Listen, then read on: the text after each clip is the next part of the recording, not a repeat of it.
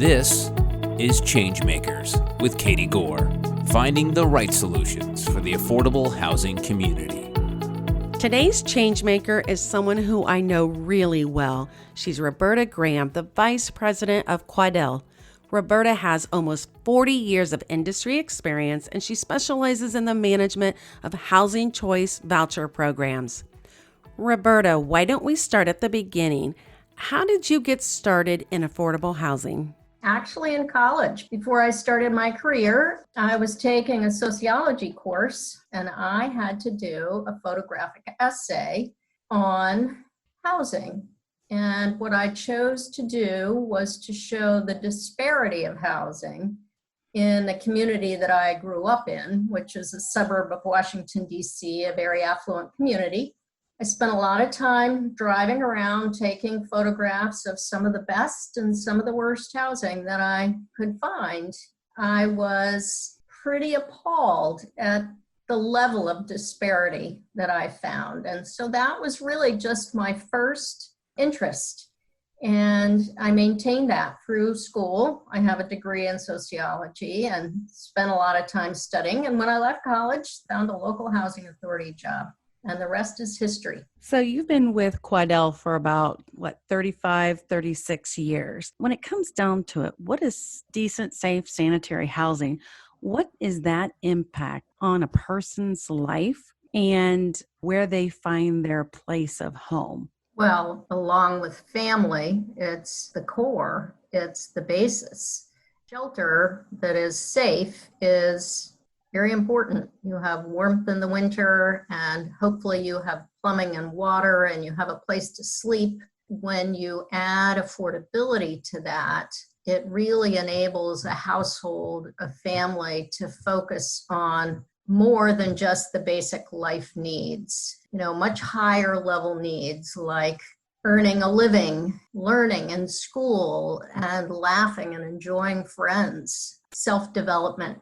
And the ability to actualize yourself. It's very important, critical to children. I always really think about the children who have an opportunity when the housing is affordable and the pressure is taken off the head of the household, the opportunity to become the best person that you can become. And in some cities where you have a lot of housing markets that you've seen the prices just skyrocket, affordability becomes really out of reach for several families, single mothers, and try to make the balance with healthcare and possibly go back to school. There's a real pressure there.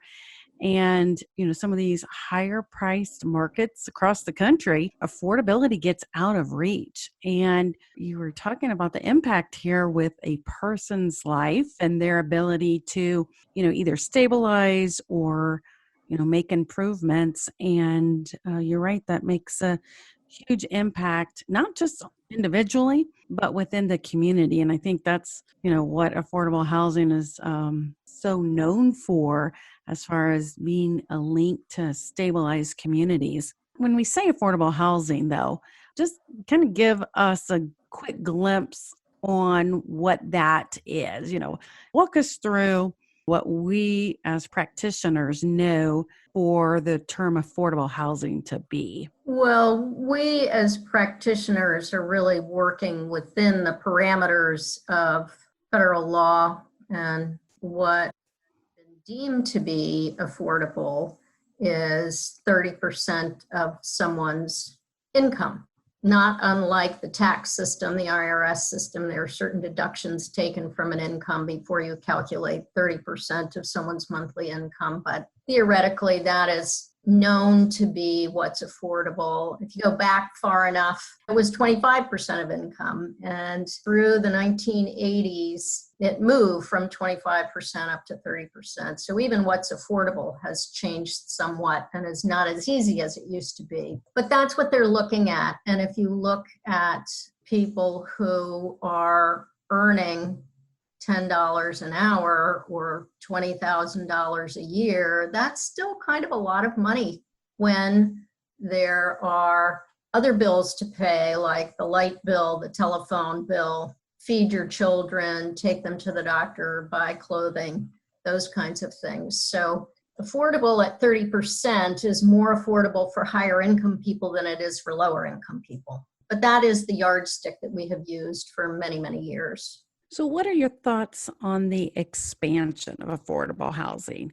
Clearly, across the nation, multiple markets, even in urban areas and in rural areas, the need is there. How do we move affordable housing forward? How do we expand affordable housing? It's a hard question. I believe that part of that is, and the core of that is, as a nation, we have to decide what our will is. What do we want to provide as a nation to people?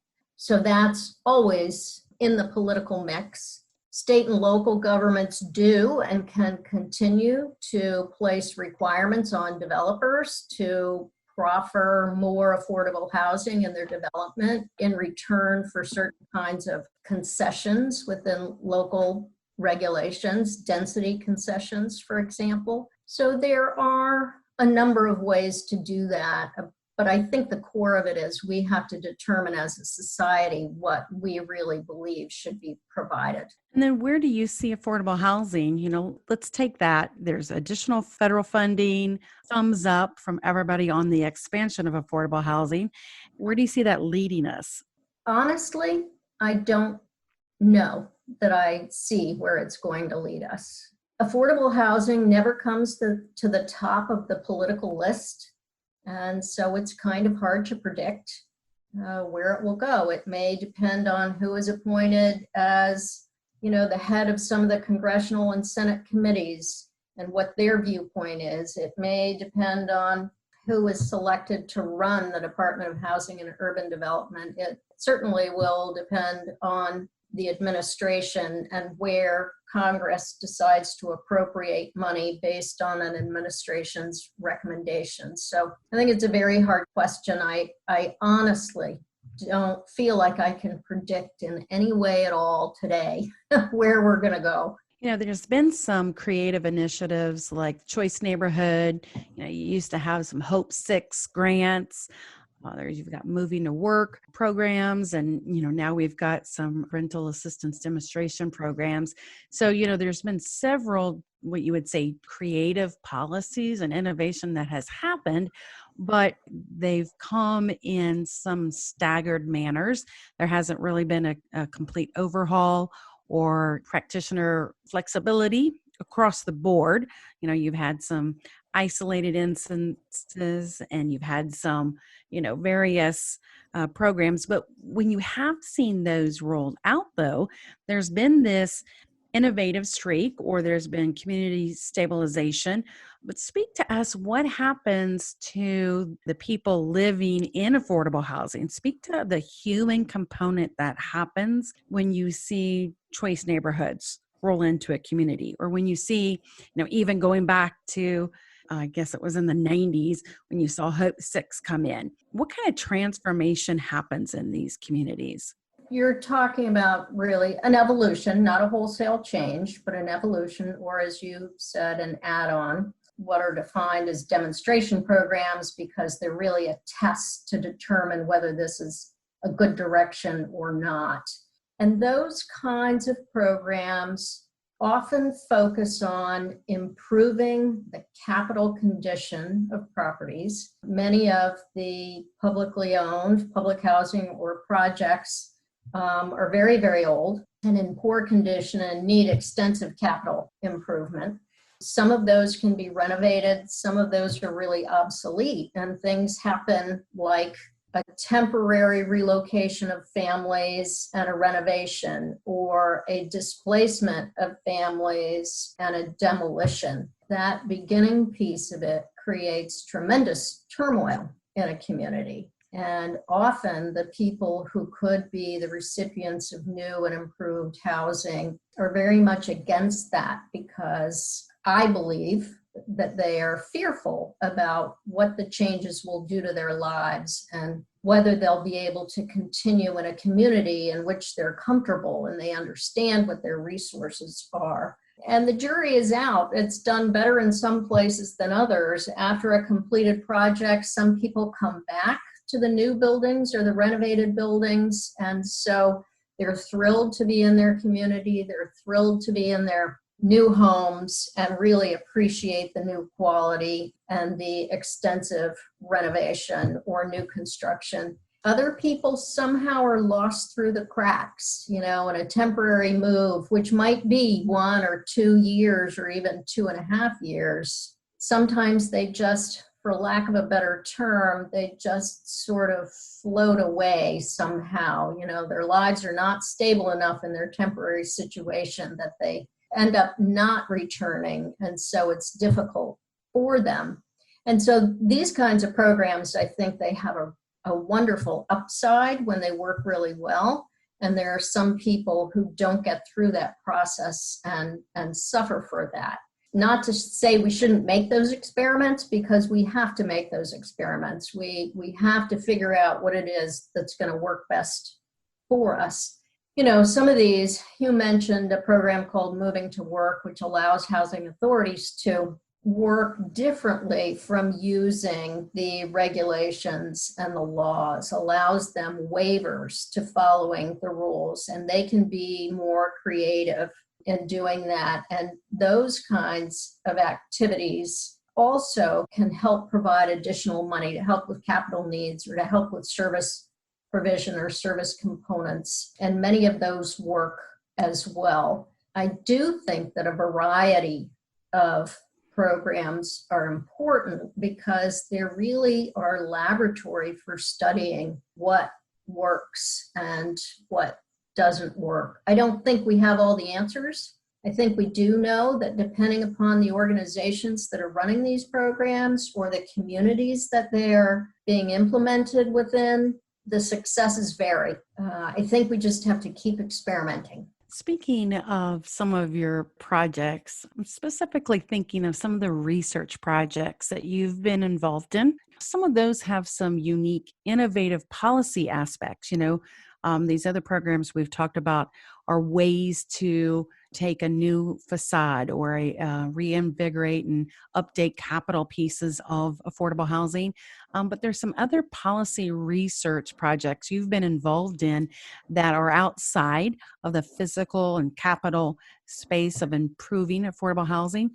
Tell us about some of those research projects you've been involved in.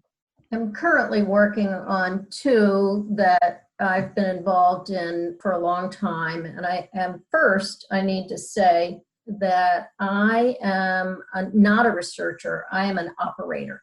The interesting thing about research projects is that I am really a support to the researchers who determine what is the question that we're testing, what is the answer that we're looking for, whether it's yay or nay, whether it's success or failure. What are those issues? One of them, and it's related to both money, funding, and administrative experience, and that is related to rent reform. We talked a few minutes ago about how the standard for affordability is 30% of adjusted income, and so the rent reform study that I've been working on has determined a different kind of formula for calculating what a family should pay for rent. The limitation of that research really has been by the federal government that whatever that formula is can't really result in spending additional federal money because there isn't any extra federal money for that. But how does this work in terms of making the understanding of how a family's rent is determined understandable and simple for the family to understand? And how does it affect the administrative cost of operating the program? And so those are very interesting questions. We've had an interim report done, but the answers to the question as to whether this is beneficial and administratively more simple will be interesting in terms of the future of operations. That's one. And that one is HUD funded, which is sort of an interesting piece of it.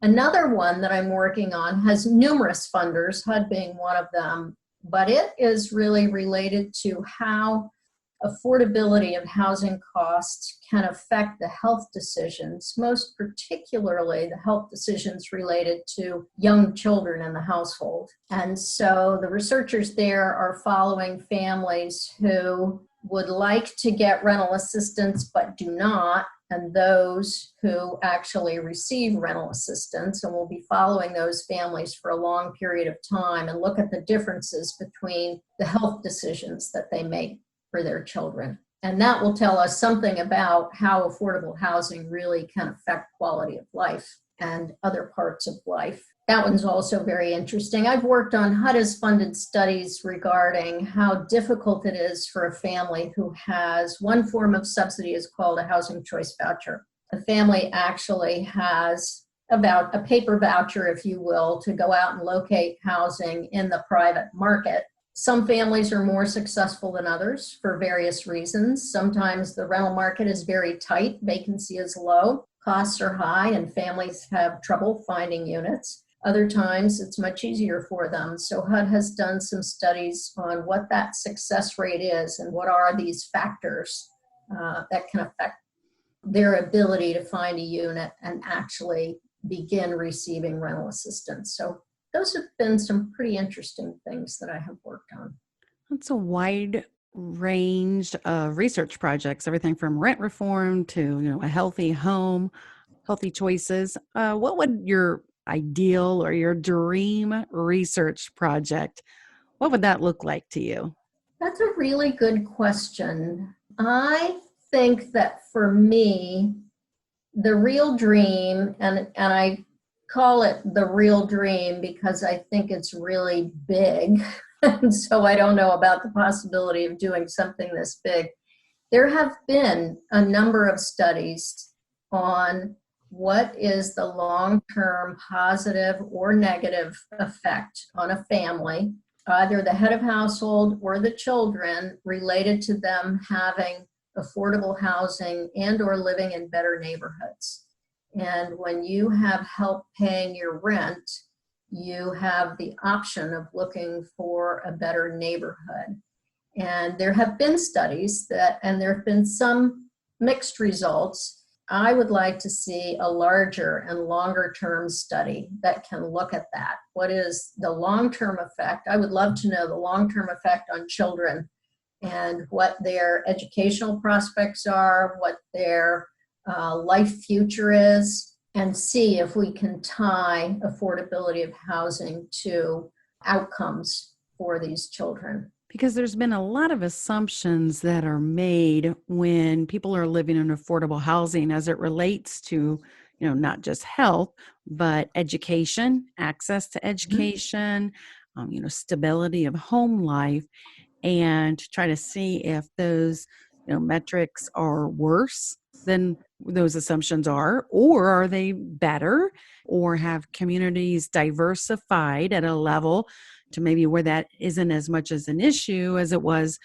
in the 80s or the 90s. So, truly trying to figure out what are the actual outcomes currently. And a lot of it's probably going to be quite different when you look across the nation.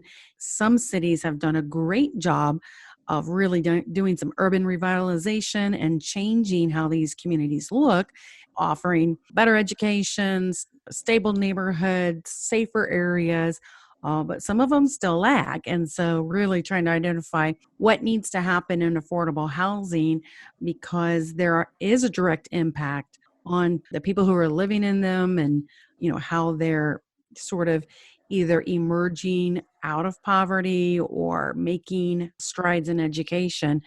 Affordable housing, the concept is if you expand it, make it more accessible, then it's going to stabilize people at a certain level. But yet if those communities aren't, stable themselves, maybe it's detrimental. So really studying that and looking at that. Affordable housing has the ability, though, to reduce poverty and inequality. Why do you think it's not, almost a national emergency to look at this? Or why do you think it's not more of a topic that is on everyone's mind? Funders, regulators, legislators, executives. What do you think? Are there any, real theories out there that would explain it? It's a good question. It's one that I struggle with regularly. Traditionally, the more commonly held belief would be that people who need affordable housing are not a strong constituency of anyone. They're not necessarily vocal. It's probably a larger part of the population than anyone really understands, but they have not been a unified vocal constituency. And I think that that is some of the issue is that. And I also believe that sort of the core of our culture of individualism and the belief that people can still better their own circumstances on their own, pulling themselves up by their own bootstraps. I think there's still a lot of belief in that. And so there's less focus. It's a simple issue of money as well. There's only so much federal money to go around, and this is the quiet constituency. It's not going to be top of mind. My personal belief is that we also focus our federal spending on things that appear to be threats as opposed to internal quality of life. So those are my theories. They're my personal theories.